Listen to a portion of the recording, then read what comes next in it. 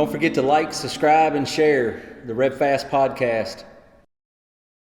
So welcome to RevFast. We got a real good treat today on. We got Simon Pagenaud. He's not only an Indy 500 champ, he's a Indy 500 winner, Grand Prix winner, and winner of what? The Rolex race more than one time, right? Twice, yeah. Twice. Yep. And he's a great car guy. He's got some really cool cars, and we're going to talk about a pretty rare car that's behind us here. So you've got a lot going on. So Yeah, I do. Yeah. So Yeah, cars have always been a big part of my life. Since I was 3-4 years old, I used to play with cars everywhere, and it's never left me. Obviously, the passion of driving became bigger and bigger. I wanted to drive, but really, right here is just the car and the smell and the sensation of the engine vibrating and just the way the car turns and carves around the corner is just that's what really gives me the chill, Right. still today. Yeah. So when did you start racing? I mean, like, what was your? Well, my dad's, obviously I was born in '84, which is now quite a way back compared to today's society. He owned a supermarket, and on the Sunday, he would take me at the age of 3.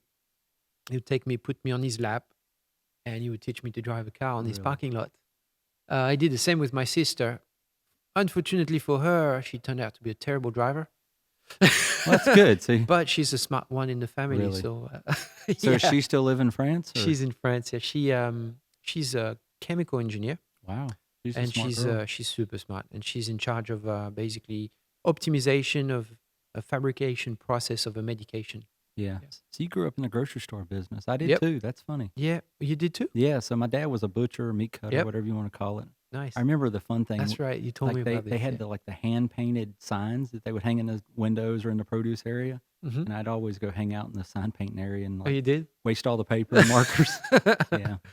But so I mean, did you work in the store? Yeah, I like, did. I early? worked. Started working in a store. I was 12, and well, actually, no, I'm lying. I started younger because my first job was cleaning up a warehouse. Um, the space was not big enough for the supermarket, and my dad had to rent a warehouse. And on the summer, I basically had to go in there and clean it all out. It was tough work, but then at 13, video games started to really pick up, and I was very much into video games. So I told my dad, I said, "You don't have a video game area?" I said, "I could do that for you," and he got excited. Let me do it. And obviously now he's got a big store full of video games. But So you're renting them, selling them, renting video games? no, we were buying and then selling, and I was taking notes. I was coming every Wednesday afternoon after school because we didn't have school in the afternoon on Wednesday and on the weekends. And yeah, that was my little baby. And then after that, I kept working all the way through until the end of high school. And then I did a business school for 2 years to own a supermarket. But then my career took off. Yeah. And I chose racing. Wow, we should open up a restaurant. I mean, a grocery store and have it where it looks like We could. the track We where could. people have to race around in there. That'd be fun. Yeah. Yeah. I don't know if that would work well. Yeah, where it looks like Have them spin around. Yeah, yeah. Have the brickyard where when they get done paying for their groceries, they get down Exactly. and kiss the brick. Kiss or the s- brick. Yeah, Sell some milk. yeah, to get a discount. That'd be fun, right?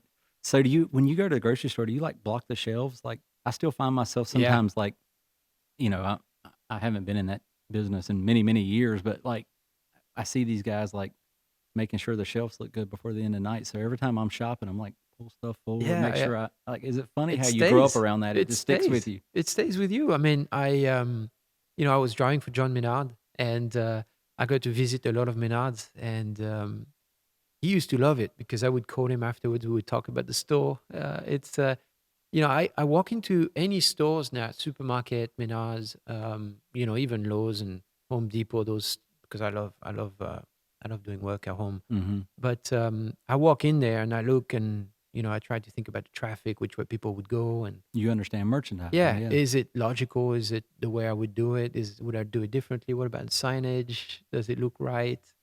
Is it attracting me to buy? And when I found ideas, stuff that my dad doesn't do, I take a picture, I send it right to him. So obviously, right now is there's a lot of automated services that I'm really into. He's not really into that because he's Yeah. old school.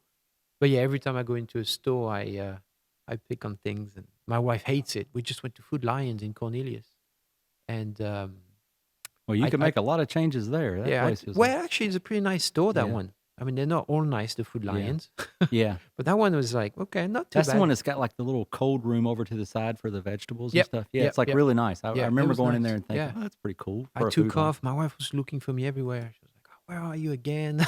Yeah. But yeah, it stays with you. So do they still have the grocery Yeah, business? And I yeah. mean, is it one location or It's multiple? it's it's just one One. location. It's a big store. The street that goes along the store is a mile long, Wow. and there's a gas station. There's like let's call it an Napa store. There's a wine store, and it's a whole street. So there's obviously uh, they do you can order your food online, come and pick it up. Same as here, but it's a super store, I would say, because it's the size of a Super Target or Super Oh, Walmart. wow. So it's a big store. Yeah, it's got 250 employees, and yeah, my dad's owned it for 40 years now. Wow. Yeah, 50. Yeah, something like that. Yeah. Yeah, So, maybe you don't 50, really think maybe about 50 the actually. grocery business unless you Yeah. ever grew up and worked in it. I mean, nobody ever goes to a grocery store and think like have conversation like we are about Yeah, I know, stuff. right? People are probably like, "What the Yeah. hell? I thought we were going to talk Right. about Yeah. I thought we were cars." going to talk about the Indy 500 and you pouring milk over your head. And we're here talking about a grocery store. So, Yeah.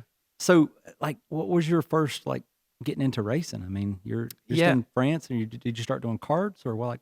Well, my first, really, my first memories. I used to watch Formula One on the Sunday with Dad. We used to be getting ready. Usually, Grand Prix hours were 2 o'clock in the afternoon on Sunday, which was perfect. So they would have a pre-show. Start at 1. So we would eat quick, and at 1 we would be in the sofa together and just watching Formula One on the weekend. And we started doing that. I was 3 again, at 3, 4. And in 88, Ayrton Senna, who was, a very famous Brazilian champion, who's still my idol today, um, he was battling a French guy called Alain Prost. Alain Prost turned out to be 4-time world champion in Oh, Formula wow. One, one of the greatest. But I was putting for the Brazilian. And funny thing is because of his charisma and the way that he went about the sport, driving at a super young age, I got attracted by the sport. And Senna was my everything. And yeah, I would put myself to bed dreaming I was driving a Formula One car, Wow. dreaming I was going to be a race car driver. And yeah, the weird thing, it worked. So for somebody that don't know, like, what's the big difference between like an Indy car and a F1 car? Like Well, to start with, and I just want to be super clear. To start with, I just wanted to drive race cars. I Mhm. didn't care what it was. If it was NASCAR, F1, IndyCar, um, and obviously F1 was the biggest sport in France for us. So I was into F1. But Formula One is basically, they turn left and right, street course, road course. Street course is like Monaco Grand Prix. That's the one people know about. And the cars are designed every year by the team. And usually the team is a manufacturer. And they go about that. It's about, the design. And usually there's one car that's really fast and the two teammates are battling to win. IndyCar is very different. Everybody's got the same equipment, and it's the teams and the drivers to be the best pairing to win races. And obviously, what's interesting about IndyCar is to me, it's a mix of F1 and NASCAR. So, IndyCar races on oval, races on street course and road course. But it's an open wheel car, and it's got about 800 horsepower for about 1,600 pounds of weight. Pretty fast cars. Is most of the teams for Indy in the United States, or where are most of them out of? I mean, the No, ones I they're know are around yeah, they're here. all here. Most of them are in Indianapolis. Obviously, Tim Penske is here in Mooresville. And yeah, most of the teams have to be in the US. It's I would say mostly domestic. We have one race in Canada, in Toronto, but most of the racing is here in the US. Yeah. So what was your first win? Like, how old were you? Um, Before IndyCar, you mean? Just your first My win in a race first car. win. Oof, Like, yeah. what was it in? What was your first? Well, I won races in go-kart at a young age. I mean, my first win might have been when I was 11, 10 or 11. Yeah. My first year, I was kind of rubbish. So probably when I was 11, go-kart, I felt so proud. I was like, wow, that's so cool. Mm-hmm. And at that age, you think you've made it already. Yeah. But my first open wheel racing win was when I was 16. I was driving open wheel already. Um, and I think there might have been in a track called, I think it was Nogaro, French track, small track, pretty cool track. And then, that same year, just one side note, I got a win taken away. And to this day, it still hurts. Really? Yeah. And you were 16? You were I was young? 16, yeah. And why did it get taken It away? got taken away. I was leading by miles, and a yellow came out, right, in a blinded, fast ended corner. And yellow came out. I lift. I don't brake. And there's no data back then. I lift and I slow down. To my taste, I'm slowing down. I say my taste. Yeah. I slow down, and there's a truck coming onto the track to pick up the broken car. I avoid it, no problem. To me, no problem. But I'm like miles ahead of everybody. So anyway, after the race, I get, sent to race director, and they say you didn't slow down the field under the yellow flag. And I said, well, how could I slow down the field when I'm 15 seconds ahead?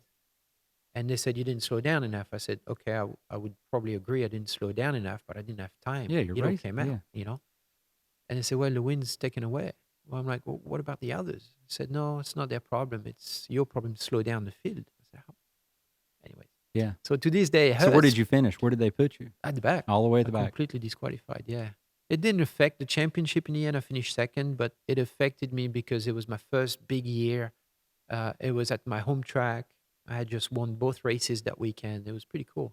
Does that make you come back the next year and like Yeah, fighting like it you're ready to beat the series and the drivers at that point? I mean, it does it put a definitely fire in you? it it's it's more than a fire. It actually well, but I think it's different for everybody. But for me, it kind of triggered a bit of a lack of trust, and always being on how do you say it? Always being careful. Yeah. Mostly thinking, you can everything can get taken away from you at Right. any point. Yeah. That's more how it made me feel. And still to this day when I race, it's still that way, Yeah. and injustice is a very big thing for Yeah. me. You're not always racing the car, but you're, Yeah, yeah. a series Yeah, there's and always a referee somewhere, right. right? And Yeah. that's not always fair. So that's But that's that's in any sport. I it's mean, in any sport, yeah. yeah. But that is something for me that triggers me very much. Yeah. Mhm. Yeah, that's so you came when did you come to America? When did you I start came racing? here back in 2005. At the end of 2005 was my first test here in the US. I was basically at a point in my career where I was trying to make it for Formula One. So I was trying to go to it was called GP2, so Formula Two. But it was very expensive. At that point, you're not a professional. You need to find sponsors to buy your ride basically and rent that car and engineers and the goal was to always be with the best teams because I always felt that was my best chance to win. There's a lot of talent out there, so if you're not in the best car, you probably don't have a chance. Right. Um, I could I so it was a difficult time because I couldn't find enough budget to be in the best team, and so I couldn't go to Formula One. I didn't have the connection either.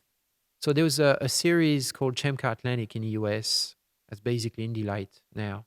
And they offered a $2 million prize money for the winner of that championship to go to Champ Car, which was a competition of IndyCar back then. And I told my dad, I said, listen, let's do that. Let's go all in on Let's that. go all in. If I win, I keep going. If I finish second, I come back and I'll run the store. And you had sponsors, or was your dad I sort had of financing sponsors. the store? Was I had started, that might be an interesting story for you. I started my own driving school. My dad and I, we sat down at one point in my career and we realized how expensive racing was. And if I didn't find a way to, pool money from partners and sponsors, we weren't going to be able to finance my career. So he helped me with basically designing a business model, and it was a driving school. And I would come to you, I would come to anyone, and I'd say, okay, for a day, I'll ask $1,200 out of you, and I'll teach you how to drive a race car. And we're going to have Ferraris, Porsches, blah, blah, blah, and also open wheel cars. So it's a win for you because you're going to have a great time. And it's a win for me because I'm going to reinvest that money into racing. And it worked. I had about 350 companies involved at one Wow. point. It allowed me to come to the US and spend that money basically to go racing. So without that, I wouldn't have made it to the US. And then I won the championship in 2006. So I got $2 million to go to the next And level. that brought you Yeah. to That where was you it. are Yeah. in Indy, I guess, right? And that was it because, I went basically champ car racing for a year. Then, obviously, champ car folded. I had to find another ride. I went to sports car racing, came back toward that, and went to IndyCar. So what about your first sponsor? Like I mean, that has to be like a big thing for a driver. I mean, Yeah. when you're trying to it doesn't matter how good of a driver you are, but you need a good brand behind you. Like, Yeah. do you remember like the first person that really, seen something in you and was like, I'll help. It wasn't family. I mean, Yeah, it was interesting. No, it wasn't family. It was interesting because, at first, as a kid, you're doing go kart and you're like, how am I going to find money? And so I started picking up the phone and trying to call companies that I saw were involved with my dad's supermarket. And I would just drop his name and hope that because of my dad, they would help. And I remember, the company Otis, the lift, oh yeah, I called Otis France. make like elevators. and stuff, Elevators, yeah. yes. I remember to this day I was in my dad's bedroom on the phone, picked up the phone, and the guy said, "Yeah, if your dad helps us and buys more equipment, we'll do it." Well, I said, "Well, that's not going to work. He's not going to do it." So you pick up the phone, act like him, make a purchase order.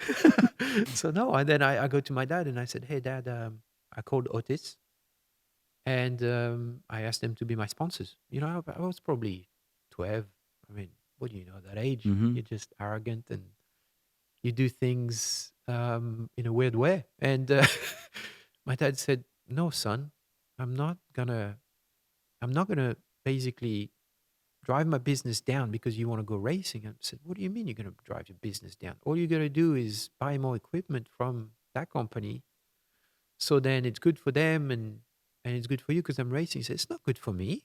I'm like, "Oh, I don't get it." He said, "Son, when you ask me to do that, I'm basically not taking the opportunity to work with somebody else that would pay me more money to use their equipment.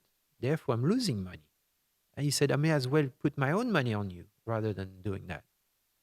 And it clicked. I was like, "Oh, okay, That's I wow. get it." So you never did any kind of sponsor deal with Otis? No, Yeah. no, because of that. And I think John Menard's very similar in that way. The way that he goes about racing is very similar. And it was a bit being with my dad was an eye opening that way because I had to find ways to get money out of people, but I had to make it a win-win situation. And it wasn't taking; it was win-win. Mhm. And I'm still that way. But now the problem is I don't feel comfortable asking money. Yeah. So I have to find a way to make it a win-win always, and that's what I did my whole career. So yeah, it worked. Yeah.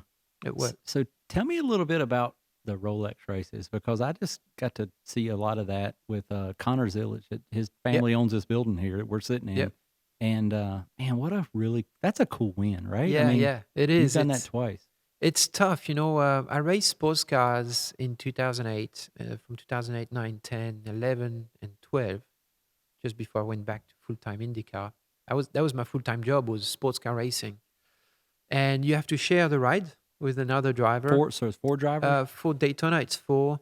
For Le Mans, it's 3. And for some championship like IMSA, it's 2, because the races are like 6 hours. You don't need 3 drivers. But for the long ones, it's 3 to 4.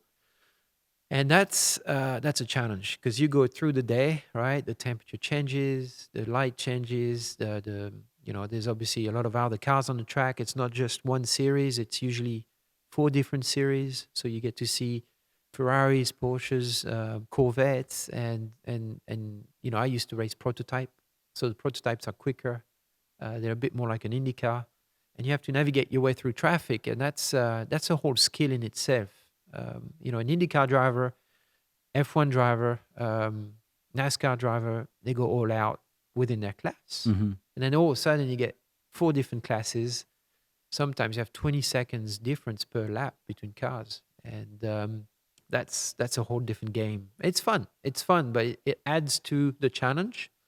And some drivers are extremely good through traffic, and it makes their strength. How do they pick who gets what spot? Like who's the starter, who's the finisher? I never really understood that either. It's not like running track where this guy he's going to be at the tail end because he can pass everybody, or he's a good closer. I mean, is that? Did they look at it that way? There's a bit of that. Yeah, there's a bit of that. Usually there's a leader, but it's happening less and less because everybody's level is getting better and better. Every driver's in better shape, better trained.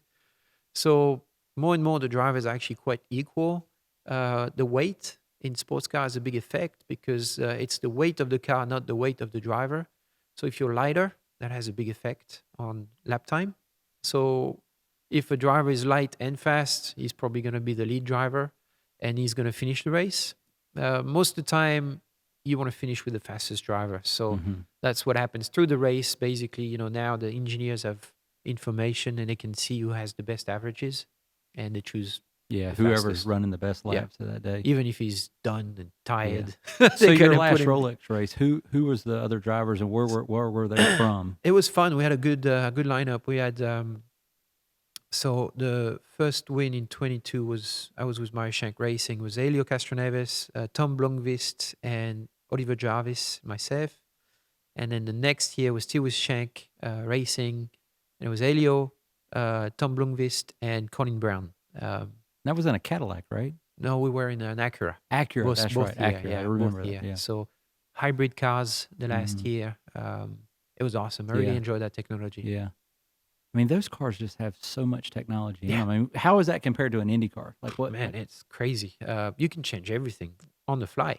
It's all on the steering wheel. Yeah, the steering wheel is just like everything's there. Yeah, you can do so much adjustments. Basically, before the race, you talk to the engineers and they tell you, this button does this button does that. If you want to make adjustment, you go through this, you go through that. You have traction control. You can adjust, engine braking. I mean, there's so many things, and there are things I can't say. Right, yeah. But it's very cool that the way they do things, and, you can adjust it way more than an IndyCar. An IndyCar, you have adjustments on the chassis that you can make, mechanical stuff, but you don't have any electronics that you can really do. You can do some mapping. So you literally can tune the car, basically? I mean, there's you can tune in sports cars today. You can tune the balance of the car with the engine and the hybrid system. And it's really cool. You have to know a lot about all that kind of stuff. Yeah. I mean, how do you train for that side of it? I mean, you can be a great driver, but not be very computer savvy. How do you learn that? Well, that's the thing is like today's drivers, the younger kids, they come up and they're already... It's natural. They know about computers more than the older drivers because they were raised around computers, right? But there are teams that are better at, teaching you how to use the tools. I'm just going to drop a name, but when I was at Team Penske, they had an awesome program where basically it was a bit of a video game. And, you would have the steering wheel and it would ask you a question and basically it would say yes or no. And you had to say yes or no for this button and what action it would do.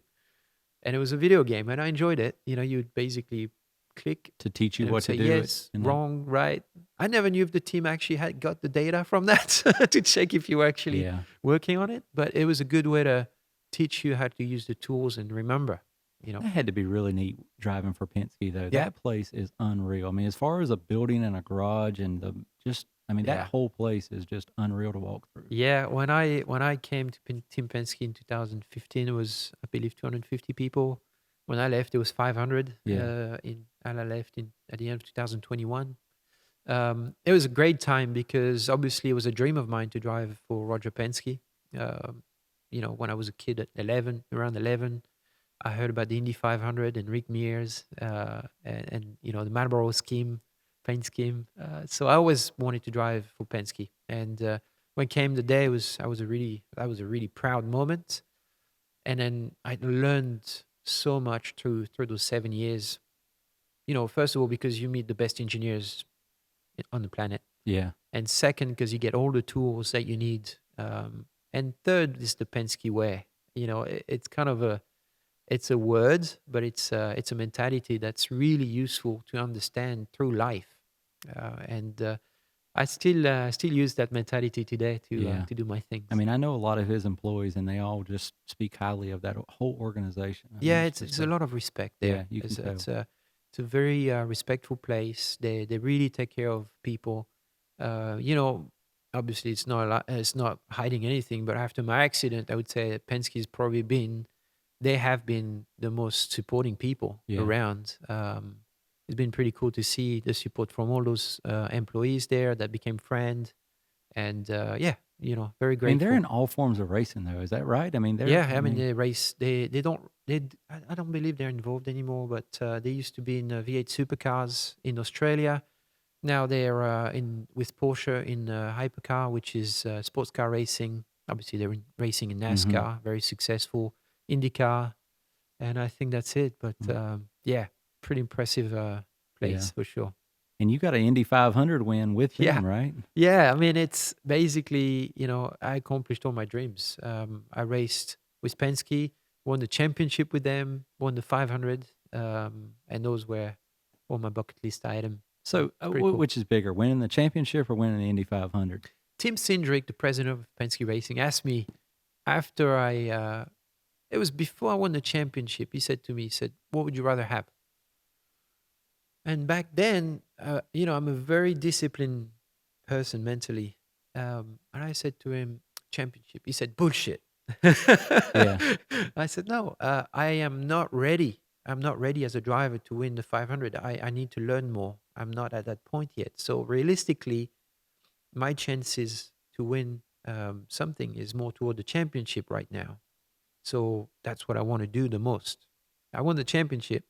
And then the year after that, all my focus was on the Indy 500 because also I realized I was about ready to master the oval racing side of things. I don't think you always master it, but I felt more ready. So at that point, I switched my focus onto oval racing and Indy. And it did affect a little bit my championship runs after that, but my goal was Indy. And But a championship, you sort of know that it's coming, it's building. You're working the yeah, whole year towards it. Where yeah, your Indy win was like it was yeah, down to the last 2 laps. I mean, I yeah. remember watching that, and I'm like, holy crap! Like, Yeah. I mean, It's an interesting fact actually because a championship is in a way it's you have to be consistently for a whole year up front, which is really tough to do, right? And you do see it coming, but usually you don't know until the last race. So if you don't win it, you get disappointed. You have a whole year to, it's a whole year of basically I wasn't good enough there, I wasn't good enough there. It's tough to accept. Where Indy in a different it's a bit more like a jackpot, like a lottery, right? If you win it, it's obviously awesome because you're part of the club. You become a legend forever. you get the really cool trophy. You get all the What cool year is that? stuff. So I guess that's a 2019 Corvette. Yeah, yeah. 2019 Corvette. Yeah, it's only has 300 miles on it. Yeah, you did some donuts at your in front of your building on it. That's I all I seen. do. I only do donuts with Just it. pull it out Yeah, and do a couple yeah. donuts and I pull it mean, back in that's. the shop. I believe it's built for donuts. Yeah. But yeah, it's a cool car. It's a cool trophy. But the 500 is very special because it's once a year. It's a bit like the Super Bowl. hmm I mean, Um, it's the biggest sporting event of yeah, all sporting events, like yeah, 350,000 yeah, people or something. yeah. In one day, People so in think one then, place. the Super Bowl is big. The Super Bowl's not as big as Indy 500, is it? No, well, I guess it's not in terms of people Yeah. attending for sure. The 500 still to this day is known, everywhere in the world. So and the fact that there are drivers, obviously Takuma Sato is a Japanese driver. He won it, I believe, two times. Yeah. So that brings a lot of attention. Fernando Alonso came, tried to race it. You've had Nigel Mansell in the past raced it. I mean, there's so many big names that From have all over done the it from world. all over the world. Yeah. Yeah, it's such a special event. Yeah.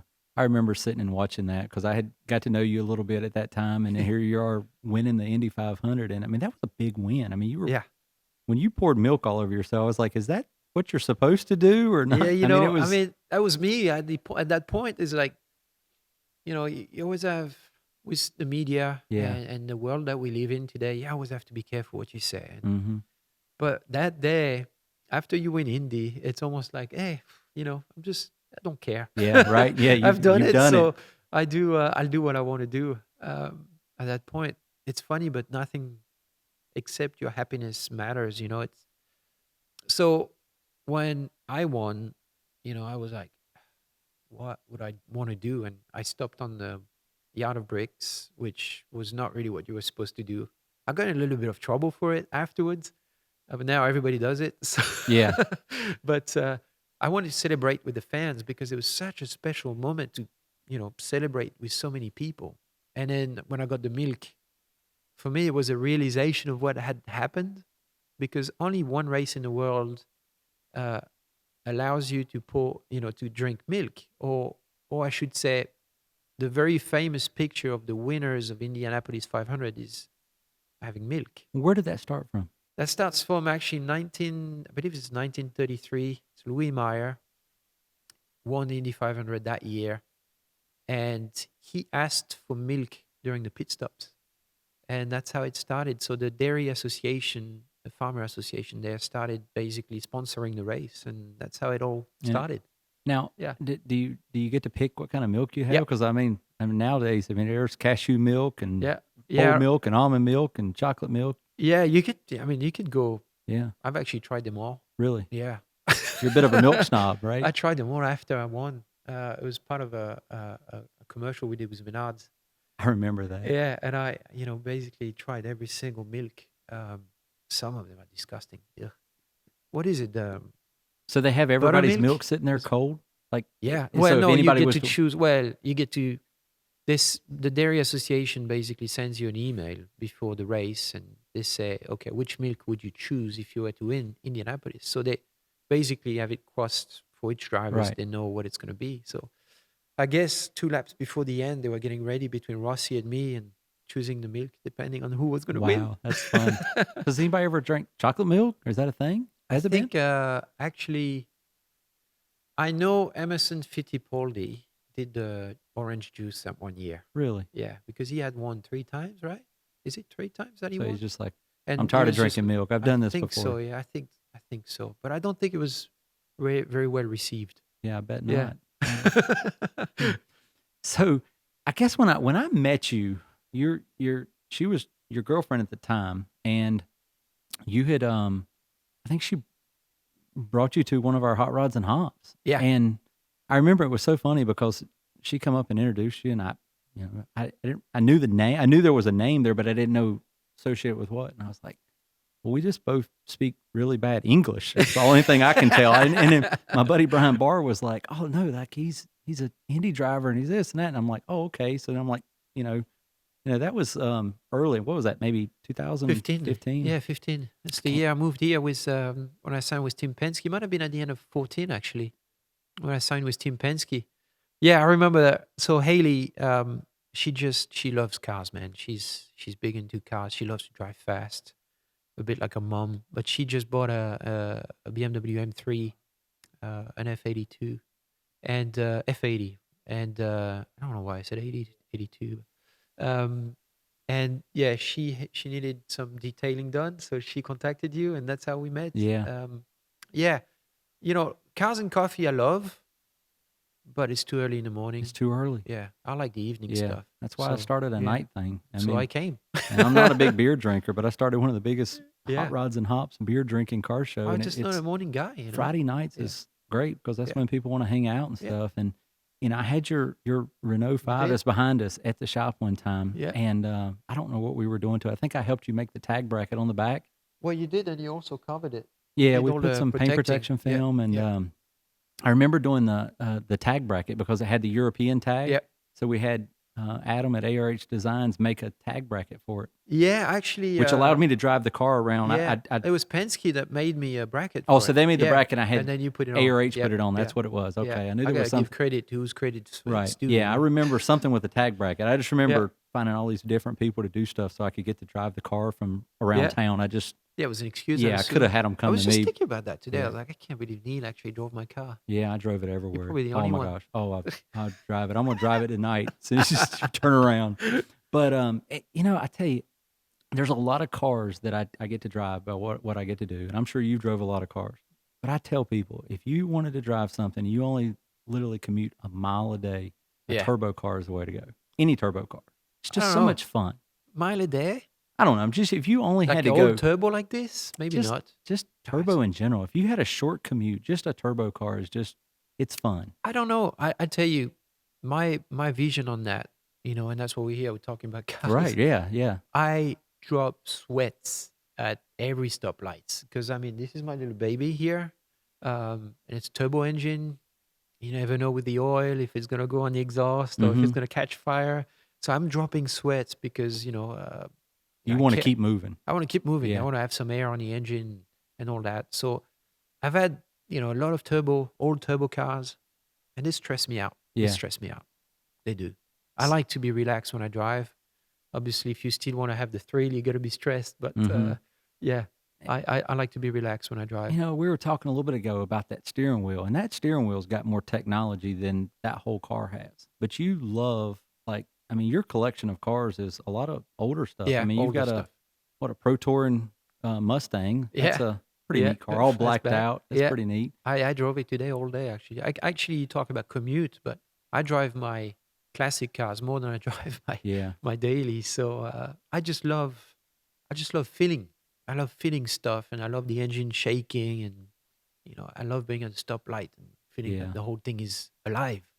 So what I, other kind of cool car you got? Because didn't your yeah. didn't your wife surprise you with Oh yeah. some kind of play toy That recently or was something? nuts. She got us. I gotta say us because it's Yeah, not right. just my car, but she got us the Widowmaker, right? The famous Porsche 911 Turbo, but Why do they the call it a version Widowmaker? 930. Well, because I guess the handling is so difficult and the turbo lags so much. When it kicks in, the car spins Really? pretty easily, and it killed a lot of people. Really? Yeah. It's got to be fun to So drive though, it's a right? car from '89, Oh wow. and it's got a lot of power. Obviously, the engine's at the back, so it's got a lot of weight transfer going on. And yeah, it's not to give to everybody to drive. It's Mm-hmm. it's a very very delicate car. Yeah, even I am very worried sometimes. Does she drive it a lot? No, she No. doesn't. I wish she did. She just she loves it. She doesn't. She doesn't take the time to go out and drive. She's busy with the kids these Right. days, Yeah. You but got two kids now, two right? two kids low age. Yeah, Yeah. yeah. So it's busy. Yeah. Yeah. Yeah. Mom stay busy doing everything. That's So right. Yeah. so when you talk about that car, I didn't know that car, and I still don't really know that much about that car. But when that car was at Hot Rods and Hops, literally, I'm getting calls the next week like, "There's only so many of these, and this is Yeah. super rare." And I didn't even know at the time how rare it was. And most people probably look at that car and think it's like a little $10,000 Yeah. It doesn't look runaround like car. much, does it? Yeah, like poor fella, I mean, He's so broke. He yeah, only has two yeah. seats. Mm-hmm. Yeah, he probably sweeps the Poor floor engine. at Penske or something. Yeah, he had to drives a cut the car like engine in that. half. 4-cylinder engine. Mm-hmm. You know. And that's a '85 Renault. Yes. So this is a 1985, which is rare because they ended the production in '85, and it's a Renault 5 Turbo, and this is the number 2 Turbo. So there was a Turbo 1, which is even more rare, and there was a Turbo 2. But this one is super rare because they made a Turbo 2 Evo, which is lighter weight. It's got a aluminum roof, and you should see the front end is super light. It's got fiberglass everywhere, and a little bigger engine. It's still 1398 cc. Yeah, it's tiny engine, Yeah. but it's bigger than the original one. So this one, there were only 200 made of the Evo version, and that's number 200.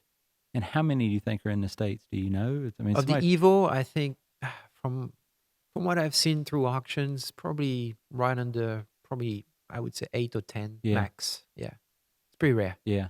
The Evo one. Now you're going to see more of these. There are actually a few in Canada. They look exactly the same, but that would be the production engine. So they made 3,500. Mm-hmm. Yeah. When we started talking about doing this, I started looking up those cars, and yours has got like a Recaro Yeah. interior. Like Yeah. you don't see that on a lot of Yeah. them. And Good search. is Good there search. That something was an different with the option. wheels? Is that the Well, wheels that would have came on that car, or did you change them out? Or no, that's the. So I bought it. I bought it back in 2016 out of France, mm-hmm. and the car had gone to. It'd been in China for 20 years in a museum, so it hadn't doesn't have any miles on it. And then it was about to go. It came back to France because it was sold to an English guy, and it was about to go to Dubai. And I just got it before it because it would was. never be back here again? No, Never. exactly. It was about to go to Dubai, and I managed to just get it because the guy that was selling it had sold me an Audi R8 in the past, and we became friends. So I managed to get it. The English person knew it was me and was very happy that I was going to get it. Because when you have one of those and you're transferring it to someone else, I like to say transfer because you want to keep in touch and you want to know what the future of the car is going to be and that someone's going to take care of it. Mm-hmm. So that's why I got it. So Yeah. it's pretty Yeah. cool. It's a lot like your little baby, I guess. Yeah, You. exactly. But the wheels, to go back to that, I don't believe they were original. I have the original set, but those are the Gotti wheel, which is Okay. very common. You Yeah. see those with the big wide wheels on it. It looks pretty cool. So they just take and pull the motor out and move it and make a mid-engine car. I mean No, it's more complex. I mean, the whole front end looks just like the original Le Car, Uh-huh. which actually came to the US. Terrible looking car. Oh, ugly car. Yeah. Terrible handling as well. Yeah. It was very popular in France, but the whole front end, actually, the whole the dash Mm-hmm. is all Le Car. It's exactly the same. It's terrible. The plastic falls off when it's too hot, which I've had an issue on the other side door. But all the way to the door, the end of the door, that's a Le Car, except the suspension. At the back end, on the Le Car, it's obviously two more seats and a trunk, and the engine's on the front.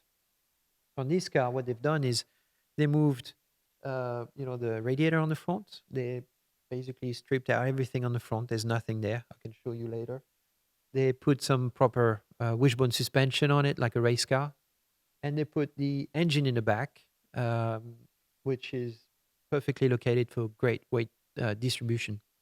And then they put proper suspension as well, design on it. So it's super light. It's 760 kilos, so that's probably actually lighter than an Indy car. Wow. Yeah.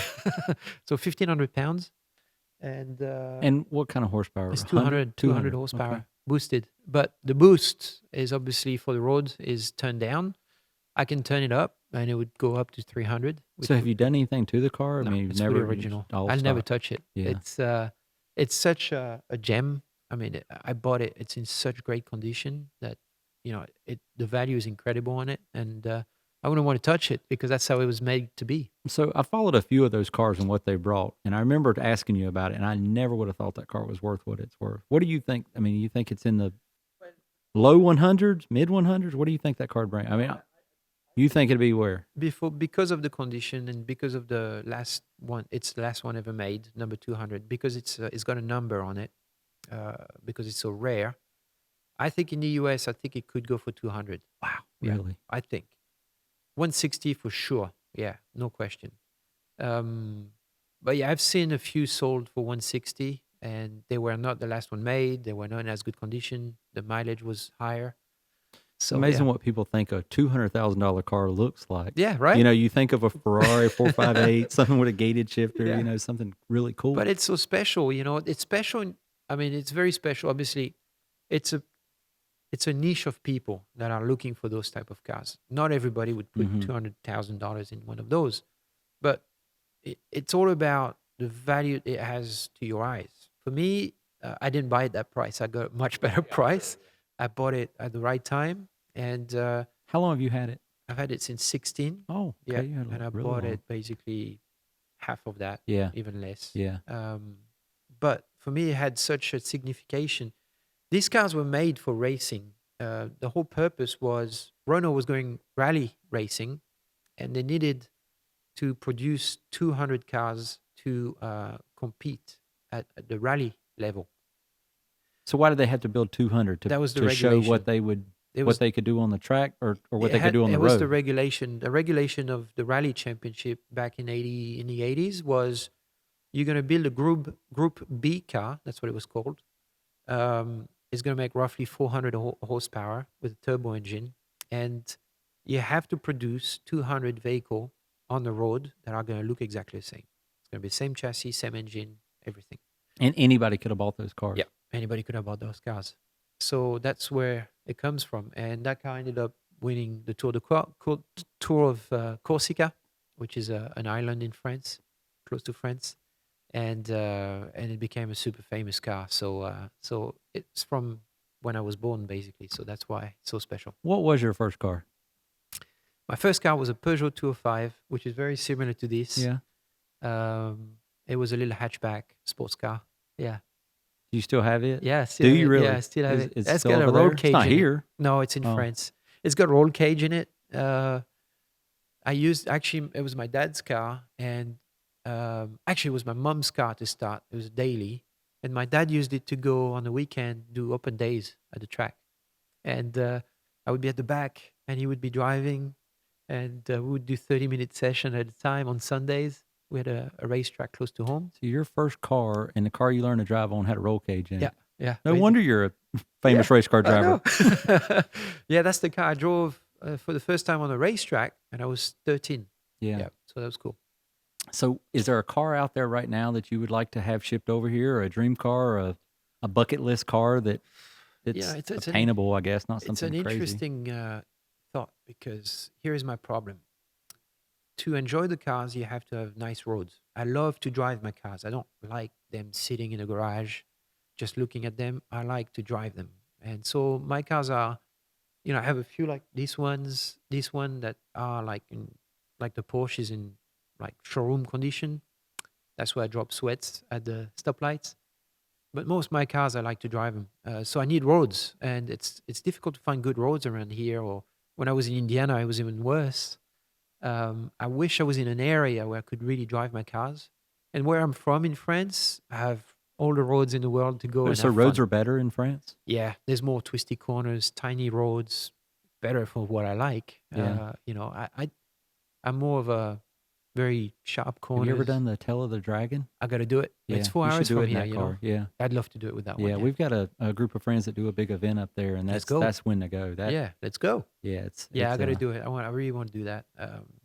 But that's the key to me. That's why I love my Mustang here so much, because it's perfect. It's built for here. Yeah, it's a big heavy car though. You can drive on Yeah. crappy roads in it, and it's big horsepower. So Yeah, that's what I like. ride around, make racket. But the Mustang makes sense here. If you bring it to France, it's too big. It doesn't handle for the corners. This is way better to drive for small roads in France. So when you ask me that, it's, I wouldn't bring some of my hatchback here, because I would get bored, and it wouldn't be useful here, and it wouldn't be fun. So how often do you travel there and drive those cars and spend time with the family? and Yeah, stuff? not enough. Not enough. I wish yeah. more, but I go about twice a year back in France. I've got a pretty big collection there too. Do you? But Anything when you see it, you're like, man, I really need to take that car back. oh yeah, each one of them. I drive them all. Every time my father-in-law came with us in September, and I'm still recovering from my accident. So the doctors, they're like, you got to go drive your cars. You got to do this. It's going to help you recover. So I made a point to take them all out and drive them, and take notes on how I felt with each car. And I took them all out, and my father-in-law was like, I can't believe you take all your cars out and drive them all. I said, you really love your cars. I said, you have no idea. Yeah. I do. And each one of them have specificity. I have front-wheel drive, which I love. I have hatchback. I have Lotus Elise, which is super low to the ground. Those are really cool cars. You You got rid of one of my favorite cars, the BMW 2002. Yep. You sold that car, I didn't you? did. Yeah, I was sick of it. I want one of Totally. those so bad. I don't know why I've always loved that Yeah? car. I love the look of It's that. a cute I drove little that car. car around some too. Yeah, so, yeah. It's Yeah. a cute little car. Yeah. But it's so unreliable. Yeah. Oh my God, the thing. What happened is Neil. That's all BMWs always working on. No, it's not true. It's not true. Everybody I know has a BMW they're working on. Really? I feel Oh, like man. it, but Really? maybe Oh, man, not. I love the classic I'll ones. tell you after a story about BMW, but BMW is, obviously, it's one of my favorite brands. I'll tell you more about it. But Mhm. the 74 So that was Haley and I bought it on Bring a Trailer, and my dad always loved the '74 turbo, and it's always been kind of a dream as well of mine. And one came up, a replica, so the price was much more reasonable. It looked like the same car, looked awesome, had the same engine. It was just a replica. I'm like, that makes sense. I want to drive it, so I don't want an original one. They're too expensive anyways. I think by then they were like 110,000 for a '74 turbo. So this little replica came out, and I was like, let's do it. And with Haley, we had so much fun on Bring a Trailer, just I doing love the Bring a auction. Trailer. And that site started out, I know. it was like crap. 10 It was cars. literally Bring a Trailer because it wouldn't run. Yeah, and it was 10 cars a month. Yes, and now it's the most prestigious cars. It's amazing. It's Yeah. unreal. Actually, what's the guy's name that started Bring a Trailer? He had a car just like He that. has red one. Yeah, He had one. I don't know Yeah. if he still has it. I But think he sold it on there. I think it was. he did. Yeah. Yeah, I think I so. remember think there's he some was story. talking about doing work on it, how complicated that was, Mhm. but couldn't find anyone to do the work. Yeah, Yeah, it was that's a what's red tough. one. I remember. Yeah, it was reading red. about it. Yeah. That's pretty cool. So, any car right now that you're looking for? Is there a car that's Well, like something? the one I'm itching the most to drive right now of my collection is I have a BMW M3 CSL E46, which never came to the US. And that car, when you press the sport button, is just the best sound I've ever heard from an engine. And I just love that car. I really do. It's probably one of I mean, it is my favorite to drive. It surprises a lot of people. Mhm. But I also love having 4 seats so you can bring people, trunk so you can go on vacation. Well, you're a family guy You know, now. Well, I've always been like Yeah. that. I've always liked a car like Yeah. that. I've had a lot of 2-seaters, but I've always liked having a trunk. Yeah. You should take my Cadillac for a ride. I We'll guess switch so. cars. I've got a huge trunk. I can fit. That's I think I could fit your Renault. You could put a few bodies in there in the Yeah, back. for huh? sure. Yeah, Yeah. yeah. I think I could fit your car in my trunk. There's a good chance. We should do that. Maybe I could carry your car up to Telluride Dragon, and and we'll race and see who Sleep makes on- it down. I'll sleep on the I'll make it passenger through the seat. first turn. Yeah. Well, we should do that. Maybe that's Yeah. what we should do. We Let's should do get it. together and we I'd love should. to go. Yeah. I'd love to go. I mean, sounds like such a good fun. I see there's a lot of people putting events together there. So yeah, I want to go see it. Yeah, my buddy Adam, they're doing a big event up there. We'll have to get your car and get it up at that event. That'd be really neat. I bring You'd my have a lot of fire fun. extinguisher just in case. Yeah. you know. So how can people find you? If they follow you on Me? social media, Yeah, social media, of course, Instagram, Twitter, Yeah. Simon Pagenaud, pretty selling easy. My selling dog shirts too. and stuff. Oh, your Yeah. dog's got a bigger Norman. following than Yep. me. Norman. Yeah, he Yes, does. I He's love more, Norman. More famous than I Yeah, am. Norman's Yeah. signing autographs and Yeah. stuff. He's Barking his everywhere. way in. Yeah. He's got his own sponsors and stuff, He don't did. He does. He did. He was sponsored by a jacket company. I for remember dogs, that. Yeah. Julius Yeah. Canine. Yeah, that was pretty cool. Yeah, such a cool little dog. He's a though. good dog. Yeah. Yeah. You should have brought him tonight and had him sitting up here with us. He would have been okay. Might Yeah. have made too much noise. My son wanted to come. Yeah. He really did. But I was like, son, you're too young. Yeah. Someday. Oh, you we know, love You're it. too young to drink bourbon. I love it when they're small like that. So, Yeah. I miss that. Mine are talking back to me now. So, yeah, you should bring him. You should have brought him. Bring it back and we'll bring another car and talk about it again. Yeah, absolutely. Yeah. There's plenty. What other car would you bring next time? What could we talk about? Well, I mean, the Porsche, the 911. I mean, it's a 930 turbo. That's a cool one. My Mustang has got a lot of stories. Yeah. I work myself on it. It's such a simple mechanical work. I love working myself on it, and that's been part of my recovery has been actually tilting my head underneath it and wrenching on it. Wrenching, Been tinkering fun, on yeah. it, getting out and changing Trying- gears yeah, and stuff. It's good Just for you. making it newer and yeah. There's nothing better for your health than Yeah. windshield time. Getting out Yeah. and just driving a car, Yeah. driving through some country roads. It's Yeah, good for so much everybody. fun. Yeah. So yeah, I've been doing that, and cars to bring. I bring the Corvette. Yeah, the Corvette be good. You Put need to the drive strobe it lights more. on, and Yeah. Oh, the I big should drive trophy. it more. I should drive it more. Yeah. Yeah. I don't I know. like It's a that. trophy, right? Yeah. It's not very discreet. You put up to the stoplights, people kind of know. Yeah, well, it's got your name on the back Yeah, of it, and yeah. then if they Google the side of it, they know who you are. Yeah, it's hard to go to the gas station with that car, Yeah, right? get T-bone for liability and stuff like that. Awesome. Well, thanks for coming. I really enjoyed Thank you. this, and It thanks was for the fun. friendship and all the work and stories over the years. I really enjoy getting to know you and your cars, and and driving them too. So if you need me to carry it somewhere, just let me know. I know. I've noticed you want to detail them so you can drive them. I do. That's the only reason. That's It the only takes reason you I like keep doing what I'm 2 doing. weeks to work on it, just to drive them. Yep. So thank you for coming. I appreciate it. Thanks for having me. It was fun. Awesome. See ya.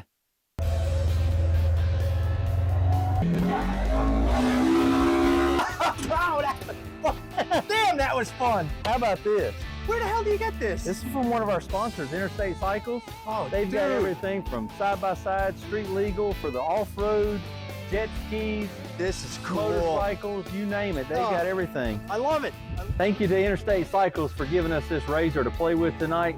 You can find them at exit 33 in Lake Norman.